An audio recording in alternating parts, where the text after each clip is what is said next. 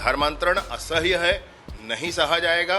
सनातनी मानबिंदुओं की सुरक्षा रक्षा के लिए सारे काम किए जाएंगे। छत्तीसगढ़ विधानसभा में धर्मांतरण को लेकर जमकर हंगामा हुआ। बीजेपी विधायक के सवाल पर राज्य सरकार की गृह मंत्री विजय शर्मा ने कहा कि धर्मांतरण के खिलाफ हम सख्त कानून लेकर आ रहे हैं। छत्तीसगढ़ विधानसभा के बजट सत्र की कार्यवाही के दौरान सदन में विदेशी फंडिंग के जरिए धर्मांतरण का मामला उठा। बीजेपी विधायक अजय चंद्रकार ने कहा कि कई एनजीओ प्रदेश में धर्मांतरण करा रही हैं। इन्हें इसके लिए विदेशों से फंडिंग मिल रही है। शहरी क्षेत्रों में डेमोग्राफी बदल रही है, जो कि चिंता का विषय है।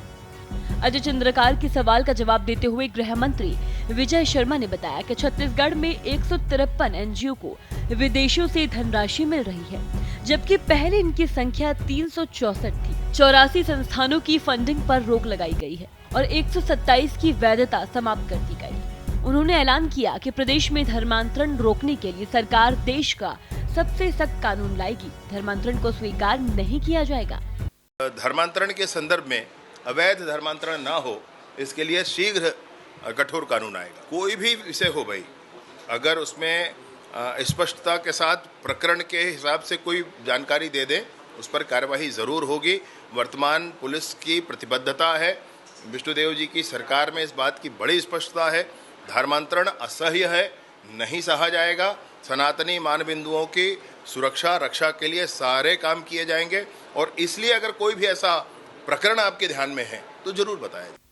गृह मंत्री शर्मा ने कहा कि केंद्र सरकार विदेशी फंडिंग की निगरानी करती है। अगर किसी संस्था को लेकर अतिरिक्त कोई शिकायत मिलती है तो राज्य सरकार भी इसकी जांच कर सकती है। उन्होंने कहा कि राज्य की शिक्षण संस्थाओं को कई विभागों में 200-300 करोड़ रुपए का अनुदान मिलता है और सरकार पिछले 3 सालों में दिए गए अनुदानों का परीक्षण मतलब की ऑडिट कराने जा रही है। आपको बता दें, इससे पहले प्रश्नकाल में नेता प्रतिपक्ष ने पीडब्ल्यूडी और डीएमएफ फंड का मुद्दा उठाया। नेता प्रतिपक्ष महंत ने कहा कि बिलासपुर के पीडब्ल्यूडी विभाग में मेंटेनेंस और विद्युतीकरण के नाम पर 100 करोड़ का भुगतान किया गया। महंत ने आरोप लगाया कि 40-50 हजार की एसी 3 से 4 लाख में खरीदे गए। नेता प्रतिपक्ष के सवाल का मंत्री ने जवाब दिया।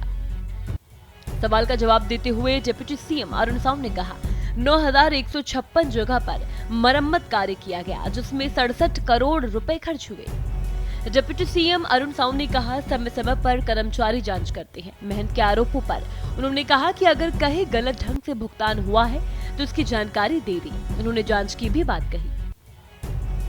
छत्तीसगढ़ विधानसभा में धर्मांतरण और सरकारी फंड के मुद्दे पर गर्मा गर्म बहस के बाद अब राज्य सरकार ने स्पष्ट कर दिया कि वो धर्मांतरण की रोकथाम के लिए कड़े कदम उठाने जा रही है। गृह मंत्री विजय शर्मा के द्वारा सख्त कानून लाने की घोषणा से ये स्पष्ट होता है कि सरकार इस मामले को बहुत ही गंभीरता से ले रही है। साथ ही विदेशी फंडिंग से जुड़ी जांच भी एक अहम पहलू बन गई है, जिससे ये संदेश जाता है कि राज्य सरकार अब पारदर्शिता और जवाबदेही पर जोर देगी। दूसरी ओर पीडब्ल्यूडी और डीएमएफ फंड के मुद्दे पर भी विपक्षी नेताओं के आरोपों से सरकार को घेरने की कोशिश जो है वो की गई।